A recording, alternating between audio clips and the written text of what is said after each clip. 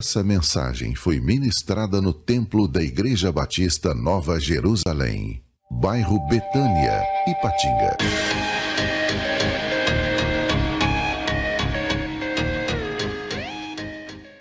O tema da mensagem é aprendendo a servir e a ser servido. João capítulo 13, a partir do versículo 4, que diz assim: Assim levantou-se da mesa, tirou sua capa e colocou uma toalha em volta da cintura. Depois disso derramou água numa bacia e começou a lavar os pés dos seus discípulos, enxugando-os com a toalha que estava em sua cintura. Chegou-se a Simão Pedro, que lhe disse: Senhor, vais lavar os meus pés? Respondeu Jesus: Você não compreende agora o que eu estou fazendo. Mais tarde, porém, entenderá. Disse Pedro: Não, nunca lavarás os meus pés. E Jesus respondeu: Se eu não os lavar, você não terá parte comigo. Respondeu Simão Pedro: Então, Senhor, não apenas os meus pés, mas também as minhas mãos e a minha cabeça. Respondeu Jesus: Quem já se banhou, precisa apenas lavar os pés. Todo o seu corpo está limpo. Vocês estão limpos, mas nem todos. Pois ele sabia quem iria traí-lo, e por isso disse que nem todos estavam limpos. Quando terminou de lavar-lhes os pés, Jesus tornou a vestir sua capa e voltou ao seu lugar. Então lhes perguntou: Vocês entendem o que eu lhe fiz? Vocês me chamam mestre e senhor, e com razão, pois eu sou. Pois bem, se eu, sendo senhor e mestre de vocês, lavei-lhes os pés, vocês também devem lavar os pés uns dos outros. Eu lhes dei o exemplo para que vocês façam como eu lhe fiz. É um texto assim bem poético para a gente refletir sobre a importância de servir uns aos outros. Mas antes de chegar aqui em João capítulo 13, nós vamos fazer um quebra-cabeça, um pequeno quebra-cabeça. Eu vou começar em João capítulo 1, que diz assim: No princípio era o verbo estava com Deus e o verbo era Deus, né? Ele estava no princípio com Deus. Todas as coisas foram feitas por ele e sem ele nada do que foi feito se fez. Nele estava a vida e a vida era a luz dos homens. Vocês entenderam? O verbo estava com Deus lá no princípio da criação. O apóstolo João apresenta Jesus como Deus criador. Ele criou todas as coisas, o sol, a lua, as estrelas, a terra onde nós pisamos, né? Ele estava lá no princípio com Deus.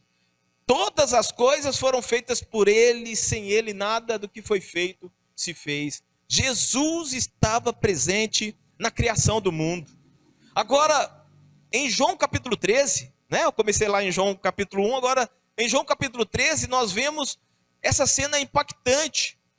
O Criador do universo, lavando os pés da sua criação, ele se fez carne por nós, ele tomou uma forma humana, ele se fez pobre, ele veio a essa terra, como eu disse, no manto de carne, tudo isso por amor.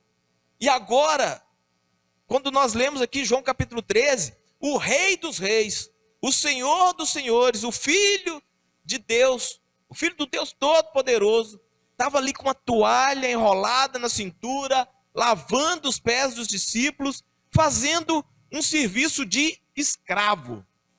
Serviço de escravo. Com essa atitude, ele estava ensinando para nós que quanto maior o cargo, quanto maior a posição, quanto maior a responsabilidade, nós devemos ser sempre humildes e dispostos.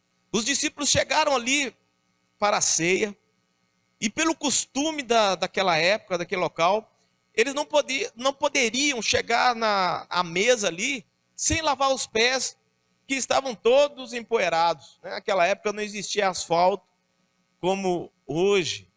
E quem que deveria fazer o serviço de lavar os pés dos discípulos que estavam ali? Era o escravo da casa, era o servo daquela casa. Só que quando a gente lê todo o capítulo, dá a entender assim que naquela casa não havia escravos, não tinha servos. E os discípulos eles não estavam nem aí, né? Nenhum deles tomou a iniciativa de lavar os pés uns dos outros. Eu imagino que a água e a bacia estavam ali na mesa, estava ali perto deles, né? Próximo, para que todos eles vissem, porque se era um costume, então ela já estava à disposição, né? Então aquela água, aquela bacia estava ali, esperando que alguém tomasse uma decisão, fizesse alguma coisa, mas ninguém fazia nada, né? Vamos dizer assim que todo mundo estava fingindo não ver aquela água, aquela bacia. Na verdade, lavar os pés uns dos outros não passava pela cabeça daqueles discípulos, porque principalmente a briga interna ali entre eles era para ver quem sentaria à direita ou à esquerda de Jesus. É isso que a gente lê lá no Evangelho de Lucas, né? A briga deles, pediam até a mãe para poder interceder por eles, que meu filho sente uma direita e outra à esquerda. A briga era essa que era a ambição daqueles homens. Agora lavar os pés, coitado, né?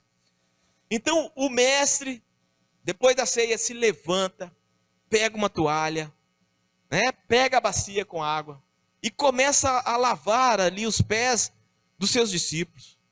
O orgulho ali foi combatido com a humildade, né? Jesus ensina que o maior no reino dos céus é quem serve e não quem é servido. Como é difícil falar sobre esse assunto nos dias de hoje, né? Como é difícil falar sobre servir uns aos outros nos dias de hoje. Muitos querem ser importantes, mas poucos querem ser servos. Muitos querem o microfone, né, para cantar, para pregar, para estar à frente, para ter o holofote, para aparecer, mas poucos querem a vassoura para limpar, para ajudar nos bastidores, né?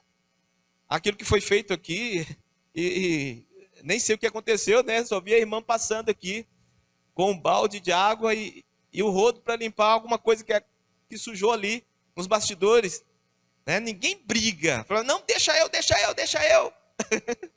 Ninguém briga por essas coisas. A verdade é que tem muita gente querendo ser servido e poucos querendo servir, né? Tem muita gente querendo o pedestal, o holofote, e tem poucas pessoas dispostas a usar a água com bacia. E quando eu falo assim que é tão constrangedor falar em ser servo ou em ser escravo, eu estou falando a palavra num sentido mais pejorativo para a gente entender o que o Evangelho pede de nós. É muito constrangedor, é ou não é verdade? Você ser chamado para ser escravo, ainda mais nos dias de hoje, no que se é pregado e no que se é ensinado nos dias de hoje. Isso é tão constrangedor que os teólogos que foram traduzir a Bíblia para o português deixaram a palavra servo, eles deixaram a palavra servo com o nome original, né? Estou levantando aqui uma curiosidade para vocês entenderem. Deixaram no original. E sabe que palavra é essa? Quando você vê escrito no Novo Testamento, diácono. Diácono, irmãos, é a palavra servo. Ela não foi traduzida, né? Quando você lê diácono aqui, é o original para a palavra servo, né? Então, é complicado. Alguns teólogos acharam complicado fazer isso. Vamos traduzir? Como é que é isso? Por causa desse tipo de discussão, os tradutores acharam melhor deixar diácono mesmo. O português deixou diácono. Então você vai ver em alguns textos como não traduzido. E, rapaz, o que falta que faz a pessoa muitas vezes não fazer parte de uma escola bíblica, não estudar a Bíblia, né? Já ouvi pessoas dizerem, que falaram para o pastor assim, olha, me respeita que eu sou o diácono aqui, eu que mando. Ele não entendeu o sentido da palavra em nenhum momento, né? Mas tá bom. Como fazer para ser realmente um servo de Deus? Como que eu faço para ser realmente um servo de Deus? O mesmo texto fala que Jesus amou os seus discípulos. É o amor. O que nos faz servir uns aos outros é o amor. Somente o amor nos faz querer ser um servo fiel. E como exemplo, em Êxodo capítulo 21, do versículo 1 a 6, tem um texto que fala sobre a lei do servo da orelha furada. O que acontecia ali? A pessoa servia como escravo durante um tempo. Depois que ele pagasse toda a sua dívida, geralmente entre o povo de Israel, o escravo, o servo, era por esse motivo, tinha uma dívida que não conseguia pagar, e ele pagava servindo ali durante um tempo, durante anos, né, naquela casa. Mas depois de um tempo, depois de tudo pago, ele tinha aquela decisão: vai embora, vive a sua liberdade, ou você quer ficar? Realmente ficar. De repente o Senhor tratou ele bem durante esse tempo e ele resolve ficar. Então tinha uma lei para esse servo que quisesse ficar. Ele assumia o compromisso e queria ser servo para o resto da vida.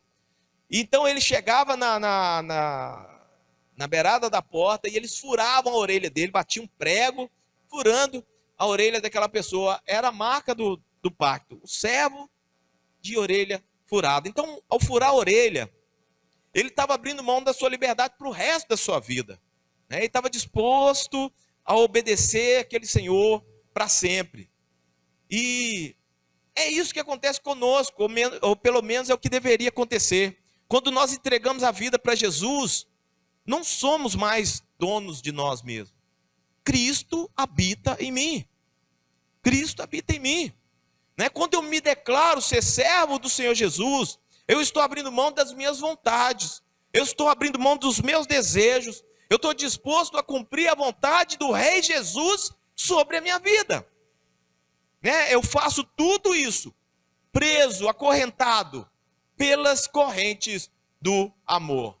Então é por isso que a gente deve aprender com Jesus a servir outras pessoas. Muitas vezes a gente acaba encontrando pessoas dizendo assim: eu obedeço somente a Deus. Mas ela está dizendo uma grande besteira, porque você só demonstra o seu amor para com Deus através da forma como você vai tratar as outras pessoas. Não tem meio termo. É assim: eu obedeço a Deus demonstrando o meu amor para outras pessoas ou não. Como disse o apóstolo Paulo: libertos do pecado, fosse feitos servos da justiça. Então, para servir uns aos outros é necessário relacionamento, é necessário intimidade, é necessário obediência, é necessário amor ao Senhor. Nós precisamos urgentemente ter um coração de servo. Agora eu quero falar também de um outro ponto da mensagem, que é sobre quem vai ser servido. Eu falei sobre servir e também sobre quem vai ser servido. E eu começo com uma pergunta: você sabe ser servido? Tem pessoas que gostam de ajudar os outros, mas por algum motivo tem dificuldade de ser ajudada. Isso acaba sendo um orgulho e está disfarçado no fundo do coração. Ser ajudado acaba sendo uma ofensa para essa pessoa. Se tem alguém que está assistindo essa mensagem, está tudo tranquilo aqui. Se tem alguém que está assistindo essa mensagem e já se deparou com uma situação assim, é melhor dar uma avaliada, olhar para dentro de si e ver se precisa que algo seja trabalhado no seu coração. Mas ainda nessa pegada de não saber ser servido, vocês já ouviram aquele ditado que diz assim: você quer conhecer uma pessoa? Dê poder a ela. Quem já viu esse ditado? Pois é. Por que esse ditado? Porque a pessoa, antes de ter uma posição de autoridade, ela parecia ser humilde, ela parecia ser uma pessoa simples, uma pessoa humana, mas depois que alcança um determinado patamar, ela começa a pisar, ela esmaga, ela distrata as outras pessoas. Então, ela fica totalmente diferente. Parece que antes usava uma máscara de humildade e depois acaba se transformando no monstro. Isso é terrível, não é? Se a gente for basear nesse ditado, e descobrir o verdadeiro eu da pessoa, quando ela atinge um grau de autoridade, eu vou dizer o seguinte: eu não quero conhecer ninguém. Na pandemia, nós tivemos um monte de políticos aí, que diziam assim, quem manda aqui na cidade sou eu. Quem não está satisfeito, que muda de endereço, que muda para outra cidade. E depois veio a eleição. a reeleição, né? Aí eles vestiam a capa da humildade, parece que esqueciam o que tinham falado, o que tinham feito, né? E viam pedir o voto humildemente. Agora, aplicando para nós, tem muito crente que não sabe se comportar quando está na posição de ser servido. É o marido que, quando lê a Bíblia e está escrito lá que a mulher deve ser submissa, ele maltrata ela como se fosse um pano de chão. E ainda cobra, você tem que ser submissa, porque é isso que a Bíblia está dizendo. É a esposa que, quando lê que o marido deve amá-la, dando até a vida se for necessário, ela faz o inferno para ver se mata o coitado, pelo menos infartado, né? É o funcionário que, quando se torna patrão, parece uma espécie de vingador. Agora vocês vão sofrer assim como eu sofri. É assim que as coisas acontecem, né? Quando eu era jovem, eu ouvi uma vez um líder falar comigo assim: eu faço com vocês a mesma coisa que fizeram comigo quando eu era jovem. Amém, né? Amém. Você sabe ser servido? Você sabe tratar bem as pessoas que te servem? Você sabe tratar bem a moça do caixa? Você sabe tratar bem o garçom lá do restaurante? Você dá bom dia para o gari que está ali na rua, limpando a rua? Ou você joga o lixo no chão para dar mais serviço para ele? Você sabe ser servido, né? Quando Jesus lavou os pés de Pedro, ele disse assim: ai, Senhor, nunca lavarás os pés. E aí Jesus respondeu: se não lavar os pés, não tem parte comigo. E aí Pedro responde: é assim? Então lava minha cabeça, lava minhas mãos, né? É dessa maneira que muitas pessoas agem quando estão sendo servidas. Elas perdem educação, se tornam grossas, se tornam arrogantes, se tornam ignorantes, esquecem totalmente o princípio básico daquilo que Jesus ensinou, que é amar o próximo como a mim mesmo. E o outro princípio que ele ensinou, tratar as pessoas da mesma maneira como eu quero ser tratado. Então, quando eu faço assim, eu estou semeando gentileza para colher lá na frente. Então, para a gente fazer uma avaliação, como que nós temos tratado as pessoas, as outras pessoas? Como que você tem tratado as outras pessoas? Como você tem tratado o seu próximo? Como você tem tratado aqueles que, de certa forma, estão te ajudando? Eu tenho ouvido histórias de pessoas que muitas vezes precisam de ajuda de outro, mas vivem maltratando, né, quem está ali próximo. Como se a pessoa que estivesse servindo estivesse sendo obrigada a estar ali. Olha que terrível, não é? A pessoa está ali por amor, está ajudando por amor.